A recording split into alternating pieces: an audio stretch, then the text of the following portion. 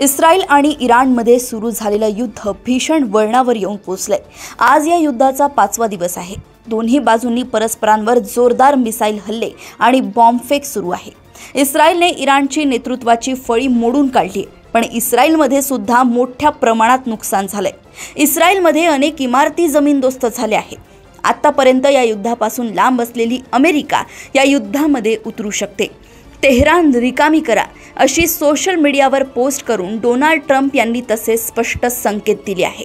इराणने मी दिलेला तडजोडीचा फॉर्म्युला स्वीकारायला हवा होता। मानवी जीवनाचं नुकसान खूप दुःखद आहे। इराणला अण्वस्त्र मिळू नयेत हे मी स्पष्ट शब्दात सांगेन। मी वारंवार हेच सांगितलंय। सगळ्यांनी तत्काळ तेहरान रिकामी केली पाहिजे असं डोनाल्ड ट्रम्प यांच्या पोस्टमध्ये म्हटलं गेलंय। अमेरिका या युद्धात उतरली तर इराणमध्ये मोठा विध्वंस होईल। इस्रायलने मुळात 2 उद्दिष्ट समोर ठेवून हे युद्ध सुरू केलंय। यात पहिलं म्हणजे इराणला अणुबॉम्ब बनवण्यापासून रोखणं आणि इराणमध्ये सत्ता बदल। अमेरिकेकडे GBU-57 हा शक्तिशाली बंकर बस्टर बॉम्ब आहे। 20 फूट लांब असलेल्या या बॉम्बचं वजन 13,600 किलो आहे। हा बॉम्ब फक्त B-2 बॉम्बर विमानानेच उचलला जाऊ शकतो।